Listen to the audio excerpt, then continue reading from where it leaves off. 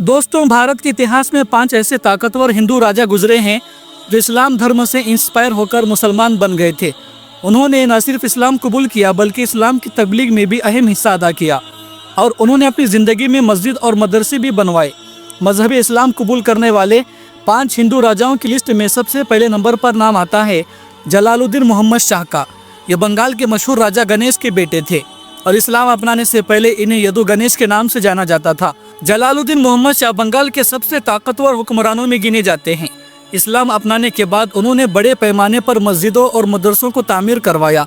इतना ही नहीं, जलालुद्दीन मोहम्मद शाह के दौर में ही इस्लामिक लिटरेचर को बड़ी तेजी के साथ बंगाली भाषा में ट्रांसलेट करना शुरू किया गया था। जलालुद्दीन मोहम्मद शाह के दौरे हुकूमत में बंगाल न सिर्फ भारत के सबसे अमीर इलाकों में से एक बन गया बल्कि बंगाल की सरहदें बर्मा तक फैल गई थी।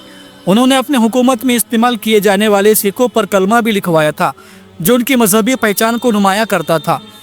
इस लिस्ट में दूसरे नंबर पर नाम आता है राजा चेरामन पेरुमल का।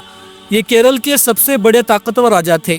आपको ये जानकर शायद हैरानी होगी कि इन्होंने ही भारत की सबसे पहली मस्जिद बनवाई थी जो आज भी केरल में चेरामन जामा मस्जिद के नाम से मौजूद है। और यह मस्जिद पैगंबर हजरत मोहम्मद सल्लल्लाहु तआला अलैहि वसल्लम की ज़िंदगी में ही बनकर तैयार हो गई थी।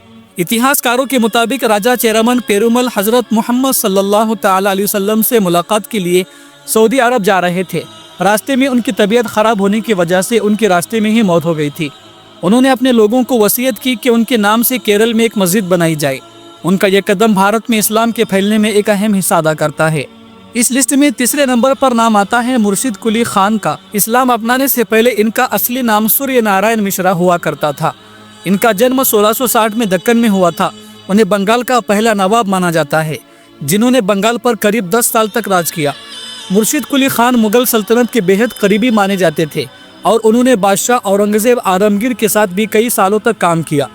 औरंगजेब ने ही सबसे पहले उन्हें बंगाल का गवर्नर बनाया था। मुर्शिदाबाद शहर का नाम उन्हीं के नाम से रखा गया था जो उस दौर का एक बेहद डेवलप शहर था।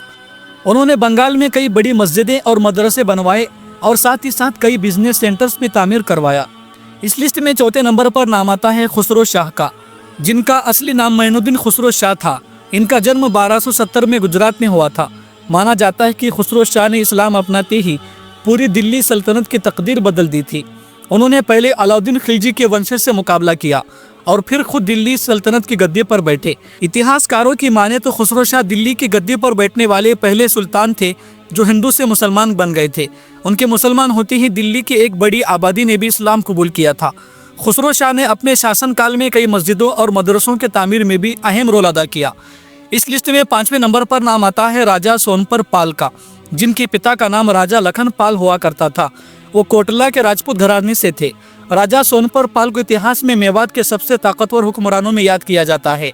माना जाता है कि 1335 ईस्वी में राजा सोनपर पाल ने कुरान से मुतासिर होकर इस्लाम में दाखिल हुए और उन्होंने अपना नया नाम नहार खान रखा। इसी नाम से उन्होंने मेवात पर राज किया। इतिहासकारों की माने नहार खान ने इस्लाम के प्रचार में एक अहम किरदार निभाया है। उन्होंने अपने दौर में भारत के अलग अलग इलाकों में कई मस्जिदों और मदरसों को बनवाया जिससे भारत में इस्लाम के फैलाव को मजबूत मिली। दोस्तों, भारत का इतिहास ऐसे कई सारी मिसालों से भरा हुआ है जहां लोगों ने अपने अकल और इस्लाम की तालीम से इंस्पायर होकर मजहब इस्लाम में दाखिल हुए। आपको इन राजाओं के बारे में जानकर कैसा लगा, हमें कमेंट्स में ज़रूर बताइए। अगर आपको ये वीडियो पसंद आई हो तो इस वीडियो को लाइक और शेयर ज़रूर करिए और ऐसे ही वीडियोस देखने के लिए हमारे चैनल को सब्सक्राइब ज़रूर करिए।